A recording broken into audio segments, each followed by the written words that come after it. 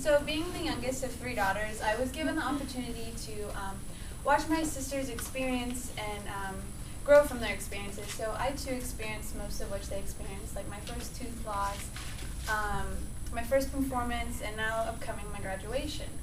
But something that they experienced that I did not at such a young age was boys.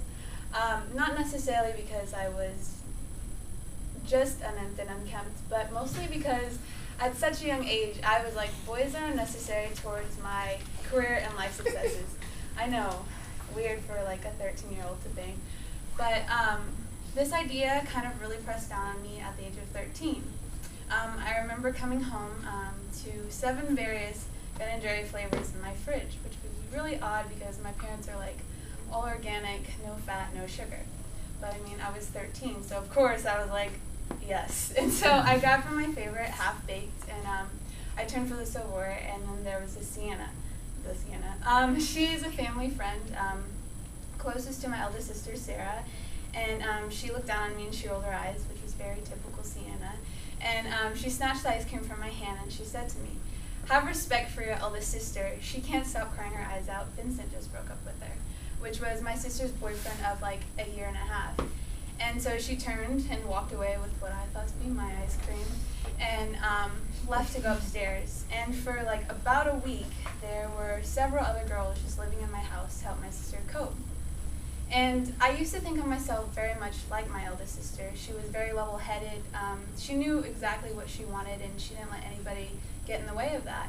And so to see her so like distraught by like a simple-minded 17-year-old boy, it really changed my perspective. And so that day I thought to myself that men were selfish, they were unnecessary, and they were pig-like.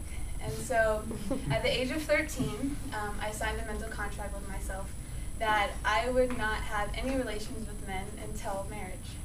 Obvious kinks to my to my contract, but you guys see what I mean. And so I didn't realize that this idea and this perspective really hindered me.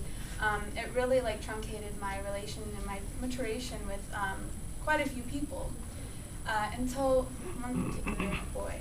When I first met him, his hair like reached to his shoulders.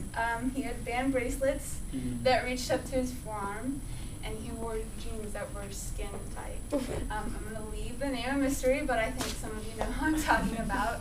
And so his first words to me were, "Hey, you should go out with my friend Jake. You guys would make a cute couple." And I was so dumbfounded.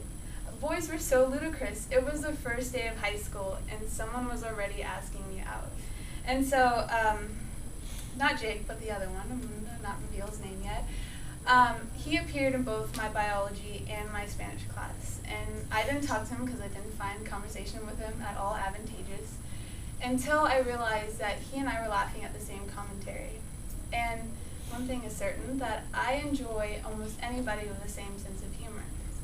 And so we started to sit together, we started to converse a lot more frequently, and we started to share like music, you know, how things kind of unfold. And so around mid-April of my freshman year, Boye Coleman, she came up to me and she gave me one of her goofy smiles, and she said to me, "The two of you are going to date." And so at first I kind of just chuckled and went on with my day, but later it really hit me, and I was like, no, I don't like that. I saw what it did to my sister, and I don't want that for me. I really like being in control of my life. I don't like anybody else in it that can manipulate how things are going. And so I stopped talking to, reveal name, Wilson, for an entire summer.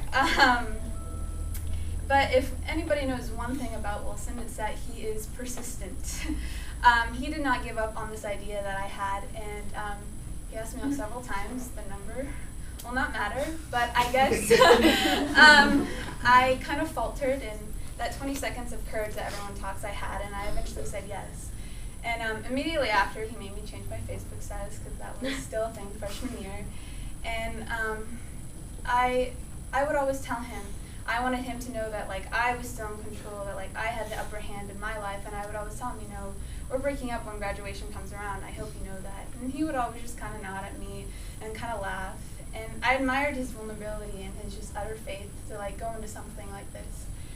And so it would take hundreds of backstories to explain, but he really changed my perspective.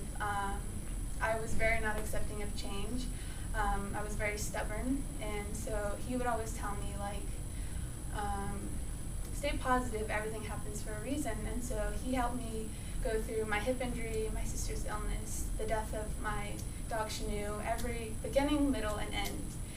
And he's actually helping me go through my biggest change now, which is the step into adulthood, going into college. This idea of having everything around me change, my environment, the people I see every day, how close I am to my family kind of frazzles me.